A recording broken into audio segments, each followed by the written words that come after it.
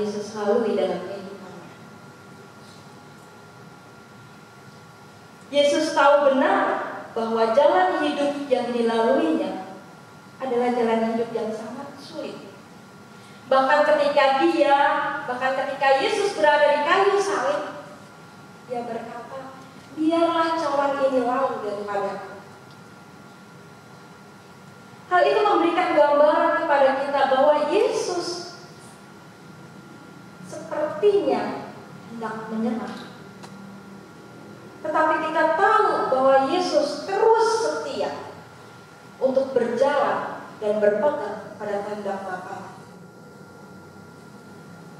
Tidak hanya itu, jauh sebelum peristiwa penyaliban itu pun, Yesus juga banyak mengalami penolakan. Tidak hanya dari pemerintah, bahkan dari muridnya, Yudas. Yesus dikhianati dan dijual. Yesus disingkirkan begitu saja, hanya untuk beberapa keping uang. Penolakan yang begitu kuat tidak hanya dari masyarakat, tetapi dari orang-orang terdekat. Ini adalah sebuah perjalanan di mana kita pun sekarang sering diperhadapkan dengan peristiwa seperti ini.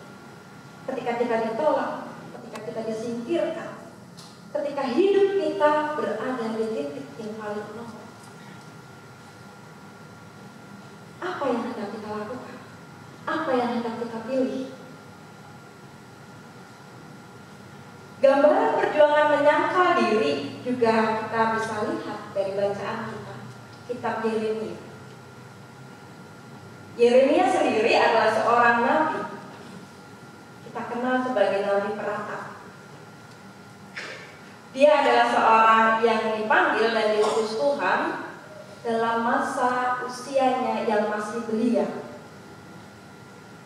Kita mengenalnya Yeremia orang yang lemah lembut dan sangat mengasihi bangsanya, bangsa Yehuda.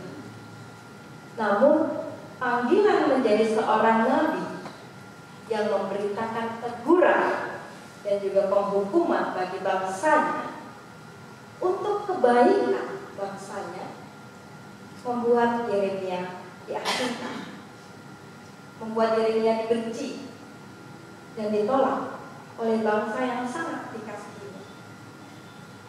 Tidak mudah pergumulan ini. Di dalam Mazmur tadi kita juga bisa melihat di ayat yang ke-9, Mazmur memberikan gambaran penderitaan bagi seseorang yang ditinggalkan oleh keluarganya. Mazmur 69 ayat 9, dia menjadi orang luar bagi saudara-saudara kandungnya sendiri. Artinya dia sama sekali tidak dianggap sebagai bagian dari keluarga. Bahkan menjadi seorang asing bagi mereka yang seharusnya adalah kerabat terdekatnya. Penolakan-penolakan inilah yang terus berlanjut sampai hari ini. Saya dan Bapak Ibu Saudara sekalian mungkin mengalami penolakan. Mungkin kita merasa terasing. Mungkin kita merasa hidup kita hanya sendiri saja. Tidak ada orang lain yang mampu untuk menolong dan menopang kita. Namun di dalam setiap pergumulan yang berat, kita bisa melihat dari Matius yang kita baca, tidaklah mungkin melebihi apa yang telah dilalui oleh Yesus Tuhan kita. Atau paling tidak, jika kita adalah murid-muridnya, maka paling tidak penderitaan itu sama. Bagaimana kita ditolak, bagaimana kita diasingkan, bagaimana kita menjadi orang-orang double minority di dalam bangsa kita sendiri. Itu yang kita alami. Dan gambaran-gambaran itu selalu nyata di dalam kehidupan kita. Memang hidup selalu memunculkan kadang bertentangan, tetapi selalu berjalan berarak. Dalam setiap konsekuensi yang kita ambil, dalam setiap keputusan-keputusan, memunculkan konsekuensi. Mengikut Yesus, mengikut teladannya, bukan berarti jalan hidup kita akan terus baik-baik saja. Mengikut Yesus tidak berarti kehidupan kita akan terus dipenuhi dengan canda dan tawa. Dan ketika kita memutuskan untuk mengikut Yesus, tidak berarti persoalan yang pelik, rintangan, cemooh dari orang lain mewarnai kehidupan kita.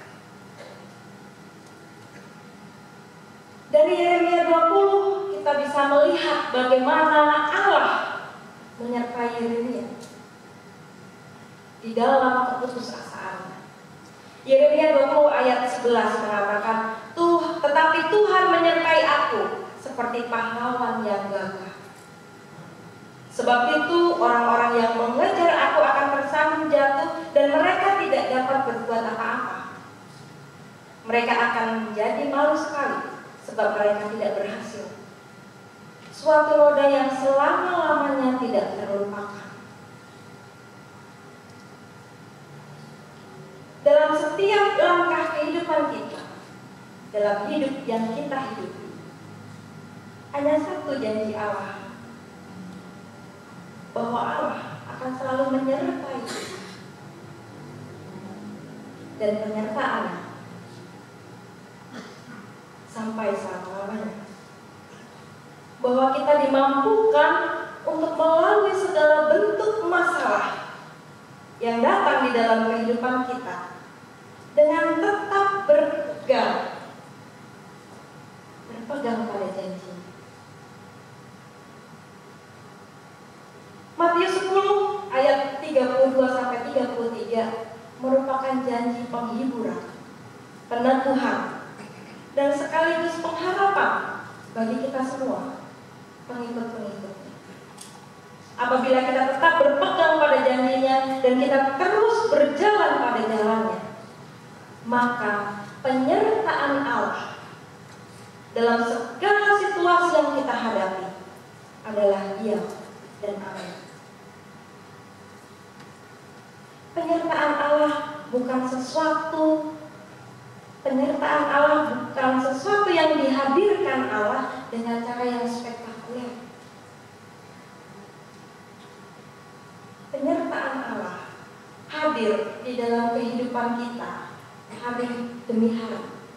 Dari perkara yang remeh-temeh, dari perkara yang kecil yang kadang tidak kita cermati, sampai kepada perkara-perkara yang kita pikir kita tidak mampu menghadapinya. Inilah penyertaan Allah yang ada di dalam kehidupan setiap manusia di muka bumi. Di dalam sebuah kuncup bunga akan hadir bunga yang bermekar.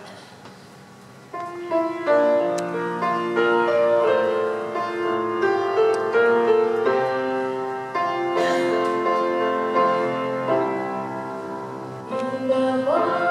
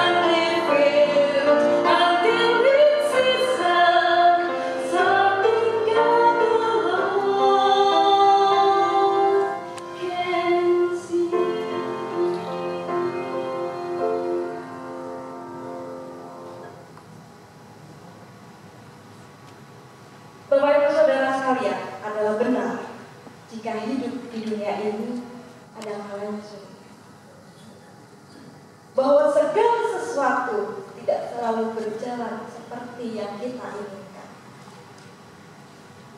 Namun, Allah memadukan semua kejadian dalam hidup kita, yang baik maupun yang buruk, demi kebaikan kita. Tidak menjadi masalah yang berarti apapun yang menimpa hidup kita, karena kita tahu Allah lah yang berkuasa atas hidup dan kematian kita. Tidak ada yang mustahil baginya. Kiranya Allah menolong kita sekalian.